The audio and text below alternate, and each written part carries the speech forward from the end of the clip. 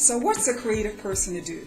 Almost 2,000 miles away from home, away from your dream studio, in a small 2-bedroom apartment with no extra space? Still want to be creative? Still need to be creative. So what do? Well, here's what I did. I decided to take and bloom where I'm planted and create space. I found a sliver of space to set up my own little creative work area and make it work for me.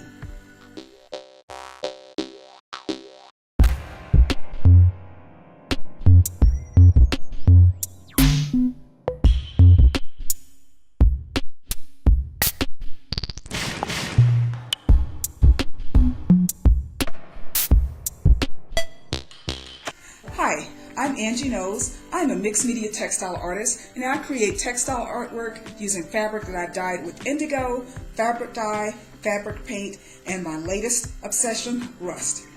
If you've watched any of my previous videos, you may know that I'm in Colorado Springs at my daughter's while she's deployed to Afghanistan, and I'm helping take care of my grandson. I was only supposed to be here for a month, but now my son-in-law is getting ready to deploy and looks like I will be here until the end of May. Now I could work a month without my creative space, but 4 months, no way. So I carved out a little space for myself in the laundry room so that I could sew and dye fabrics. If you want to see how I did that, come along with me and I'll show you how. Like most small apartments, this laundry room is very small. It's approximately 8 feet by 8 feet. And on one side of the room, there's the washer and dryer. And on the other side of the room, my daughter has 2 small plastic storage drawer units. And as you can see by the open door, there's really not a whole lot of room. Standing here in the doorway, you can see both sides of the room, the washer and dryer on the left, the plastic drawer units on the right, and also there is a kitty litter box and a tub of extra kitty litter. Now I want to maximize space in this room without doing a whole lot of construction. I don't want to have to put shelves on the wall. I don't want to put a lot of holes in the wall or anything like that because my daughter really wouldn't appreciate that. The first thing that I did was to bring in a small folding table. I purchased this table from Walmart and it's 24 inches by 48 inches and it fits perfectly over the plastic storage drawers. There's about 4 inches from the top of the drawers to the table, and that's just perfect for storing flat items. I also grabbed this small little chest that my daughter had around that she wasn't using.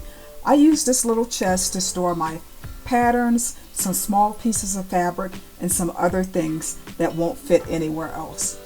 I want to be able to use this space for sewing and for dyeing fabric. I needed a way to protect the walls from splashes of dye, just in case I got a little bit over exuberant. And what I came up with is a plastic tablecloth that I got from Walmart. I cut it in half and I attached it to the walls using push pins.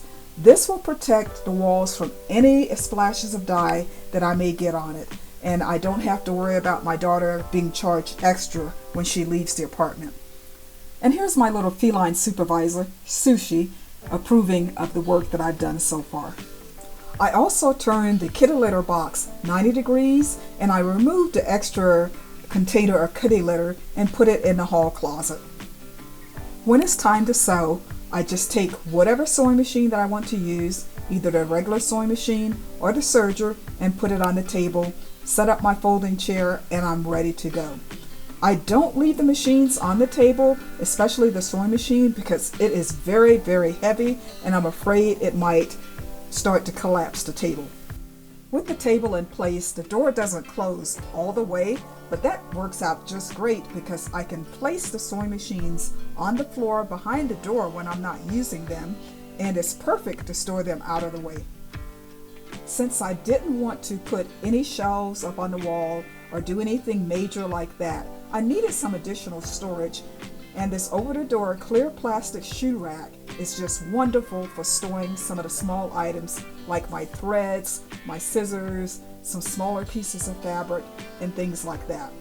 And I've just taken the tape measure and just looped it over the doorknob, and that's working out really great. When I'm ready to dye fabric, all I do is pull out another tablecloth, and put that over the table, and this helps keep the table from getting stained with dyes.